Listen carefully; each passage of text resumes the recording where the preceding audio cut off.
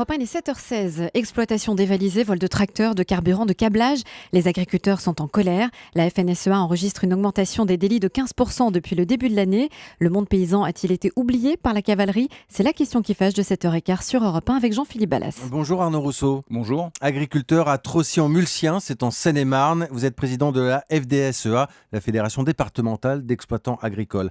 C'est vrai que quand on lit les témoignages dans les journaux, on a l'impression d'un ras-le-bol total. C'est vrai que les vols ont nettement augmenté ces derniers temps. Écoutez, clairement, on en a assez.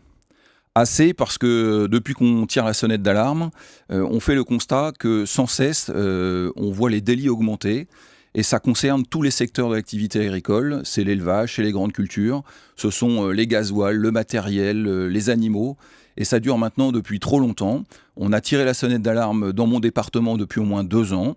Et on voit que malgré cela, et malgré les bonnes relations qu'on entretient, notamment avec les pouvoirs publics, je parle de la gendarmerie et de la préfecture, eh bien les délits continuent. Donc on ne sait plus comment faire aujourd'hui pour pouvoir protéger nos biens. On a eu des histoires assez spectaculaires dans l'actualité. Moi, je me souviens notamment d'un exploitant de fruits qui avait vu toute son exploitation dévalisée une nuit entière. C'est-à-dire que les voleurs étaient venus avec des semi-remorques, ils étaient repartis.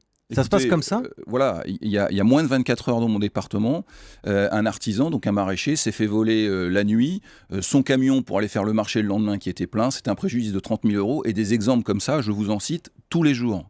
Donc si vous voulez, ça concerne encore une fois tous les domaines, et il y a un moment, il y a un ras-le-bol, c'est-à-dire que les gens se disent, à la fois on est dans un état de droit et on doit respecter la loi et on fait confiance aux forces de l'ordre pour faire respecter la loi, et en même temps le constat c'est que ça ne cesse pas, donc on ne sait plus comment faire. Alors le 24 juillet dernier, je crois, il y a eu une signature d'une convention entre la FNSEA et la Direction Générale de la Gendarmerie Nationale. Elle consiste en quoi cette convention ? Alors elle a 2 axes principaux. Le premier c'est l'échange d'informations, c'est-à-dire qu'on va pouvoir maintenant grâce à cette convention échanger de manière plus naturelle avec les forces de l'ordre des informations sur le fait que nous sommes au quotidien sur le terrain, donc on peut relever un certain nombre de choses.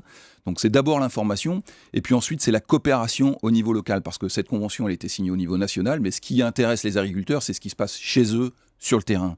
Et donc on va pouvoir mettre en place dans chaque département des référents locaux qui seront en contact direct avec les forces de l'ordre, et on espère que grâce à ces contacts, on pourra être plus efficace et plus rapide dans le traitement de ces problématiques. Parce qu'on a parlé des fruits et légumes, il y a des bêtes aussi qui disparaissent ? Évidemment, je peux là aussi vous citer un nombre d'exemples importants de gens qui se font voler dans leur pré, des moutons, des bovins qui sont découpés sur place, tout y passe. Découpés sur place ? Absolument, vous pouvez avoir des animaux, une vache notamment, qui dans la nuit est découpée et laissée dépecer dans le pré en emportant juste les morceaux nobles, et le reste de la bête reste là. Ce sont des moutons qui partent par dizaines.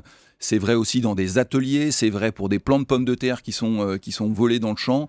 Et je ne vous parle pas de menus larcins comme on a connu historiquement. On est vraiment là dans des vols à grande échelle. Ça veut dire qu'il y a un marché parallèle aujourd'hui ? Ça veut dire qu'évidemment, il y a des filières. Je pense notamment au matériel. Quand vous volez un tracteur, vous ne partez pas avec sur le dos. Donc il faut évidemment des filières d'écoulement.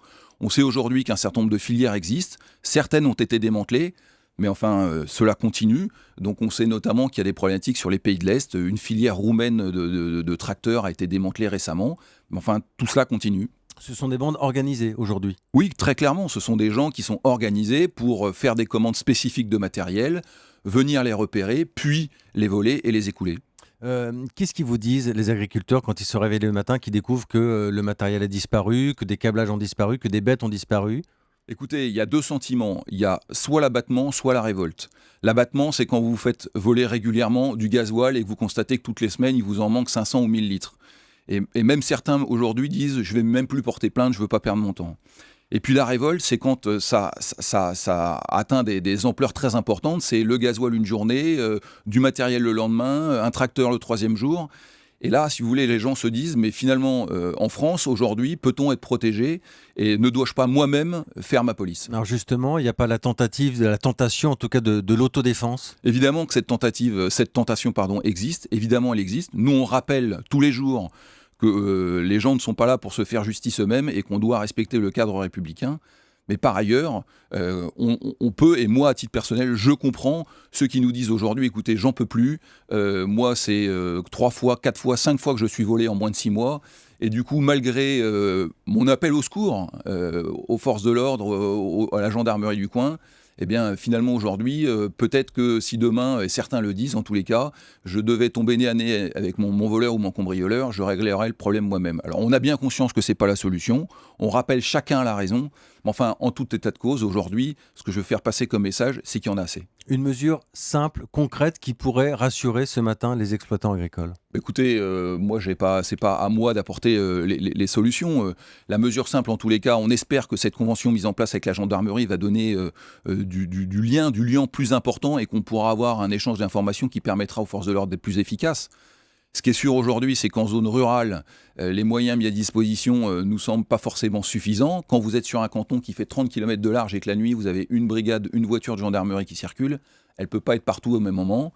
Et dans mon département proche de Paris, on voit bien qu'il y a une hausse de l'ordre de 20% de la criminalité depuis le début de l'année. Enfin, quand je dis de la criminalité, des actes de vol depuis le début de l'année, qui succède à 6% l'année dernière en France et à 17% l'année d'avant. Enfin, je veux dire, ça s'arrête plus. Donc, il y a un moment, je souhaiterais que rapidement, on trouve des solutions. Je crains que ça puisse dégénérer. Je ne le souhaite pas. Enfin, force est de constater que ça va de Caribe en Scylla. La colère d'Arnaud Rousseau ce matin sur Europe 1, président de la Fédération départementale des syndicats d'exploitants agricoles. Vous êtes en Seine-et-Marne. Merci d'avoir répondu à nos questions ce matin sur Europe 1.